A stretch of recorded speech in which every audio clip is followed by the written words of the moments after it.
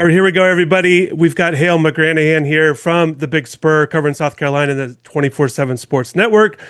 Here to talk about Miami's newest wide receiver, Vandrevius Jacobs. He goes by Dre. Hale, we're going to get into his whole kind of career, those 2 years at South Carolina, but just in general, and we'll break down the full 25 season here, but just in general, what kind of wide receiver is Dre here? He's a big play threat. He did a lot of his damage catching balls downfield outside the numbers.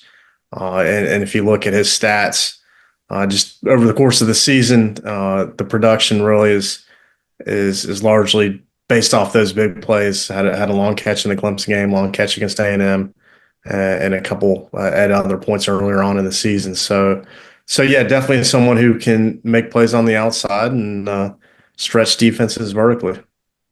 Yeah, so as you mentioned, so let's talk more about the 25 season here, the 32 catches, which led the team, the 548 yards, the 4 touchdowns, as you mentioned, the 4 touchdown catches, 74 yards, 50, 49, and 35.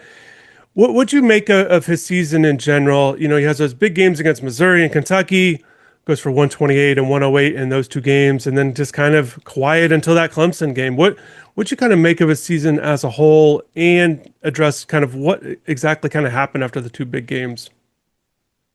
Yeah, as a whole, I would say it was pretty good, especially considering where he was at the previous year. I mean, he transferred in from Florida State during that second portal window, back when there were still two portal windows. So he didn't go through spring practice in 2024 at Carolina.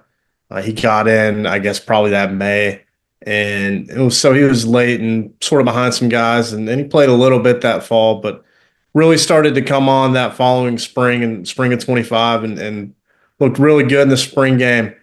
And yeah, he broke out against I guess it would have been the Missouri game when he had that first 100-yard game, and then backed it up the following week with another 100-yard outing against Kentucky. And like you alluded to, he disappeared kind of, and I don't know if that was so much on him or just South Carolina's offense as a whole, because they were not very good for the most part this season, and some of that was play calling, some of that was Lenore Sellers, the quarterback, being a little inconsistent. I mean, there were times throughout the season when clearly he had Jacobs running wide open, and among other guys at times, but there was like a play that just sticks in my mind from that Ole Miss game when he had Jacobs running wide open towards the sideline, and I think it might have been a third down, and just overshot him. So there were some opportunities for Jacobs to have more production, and yeah, like I was saying, some of the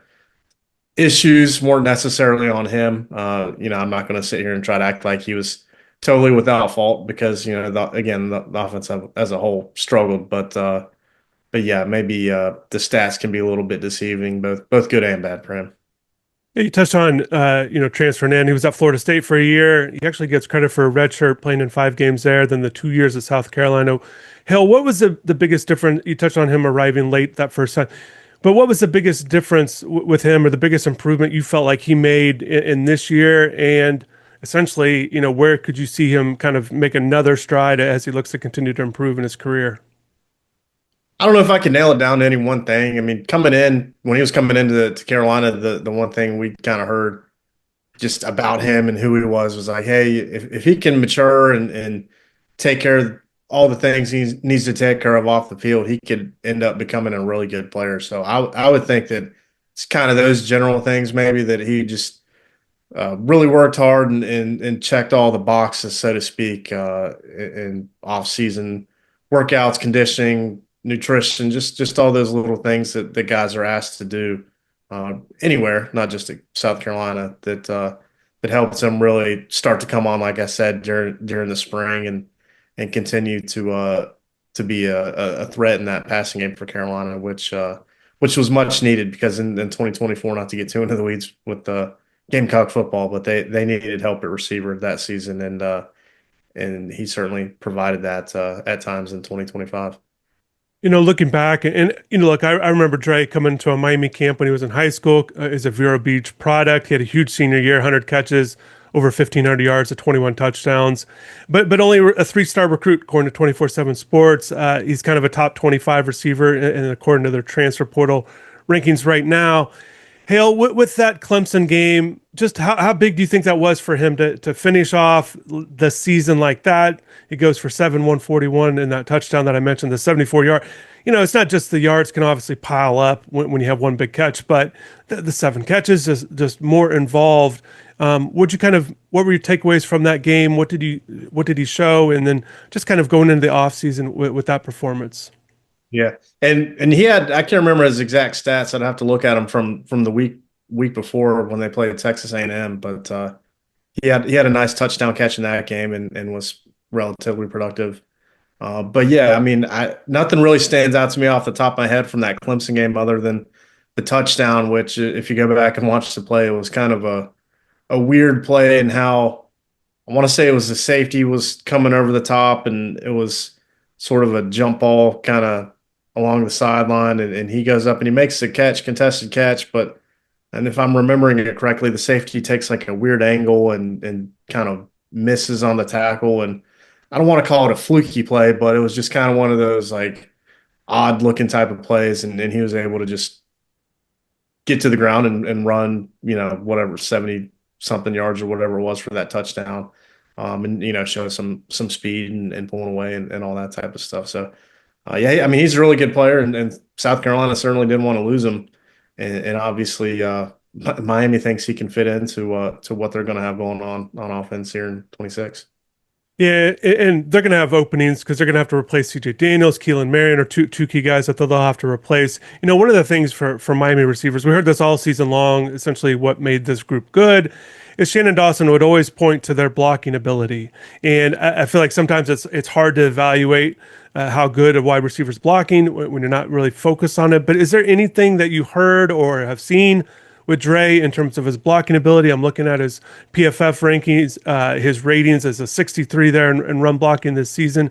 But is there anything that stands out to you in terms of that? Because certainly, again, Miami's going to want to have those receivers blocking well downfield and helping out the run game. Yeah, I wouldn't call him a great blocker, really. I don't think he's bad. I mean, if you just look at his frame and body type, he's not the biggest guy, so maybe not quite a guy who's going to get real aggressive that way. I don't, and not to try to knock him or anything, but I wouldn't sit here and say like, oh, he's this fantastic blocker. I don't really recall him ever being talked about by the coaches or really ever just from when I'm at the games and watching from the press box, seeing him like making a real great block. And maybe I'm just totally missing on that take, but yeah, I wouldn't sit here and try to paint him as some superb blocker. Not to say that he can't be, because I'm sure that if that's how Miami staff approaches things, then they'll probably get him in line pretty Uh, quick. yeah, but going back to what you said from the jump and kind of what we know about Dre, just that speed factor. How would you kind of evaluate his speed? How would you kind of assess it? What stands out to you with his speed, and what kind of shine? What kind of what have you seen with him? We touched on those long plays. You touched on that one against Clemson where he spun off and kind of raced in past the defense there. But just his speed, examples of that, or what you heard and what you saw.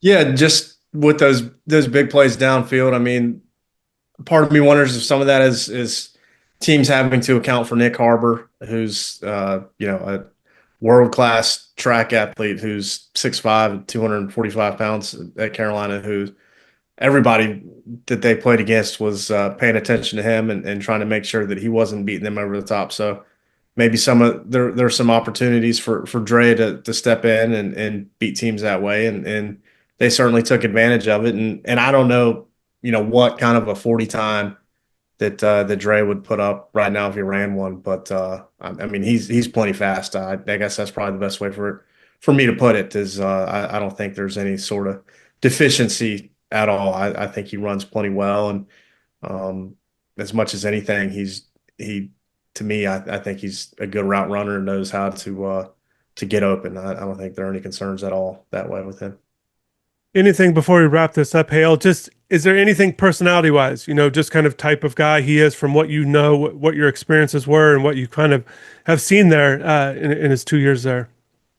Yeah, I mean he was pretty quiet with the media, wasn't really super outgoing. We didn't have a ton of media opportunities with him during his time because really he didn't play a whole lot in that first year, so it wasn't really much for him to come and talk about with the media. Then this past season, he obviously had some chances, and yeah, he conducted himself pretty well, and seems like he's got a pretty good head on his shoulders when it comes to having to sit in front of a mic or behind a microphone in front of a camera and represent his team and himself and all those things. So yeah, I think Miami's certainly getting a good player, and I know folks around here didn't want to see him go. I appreciate it, Hale. Great insight.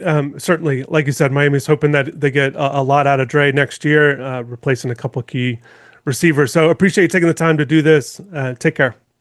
Yep, no problem.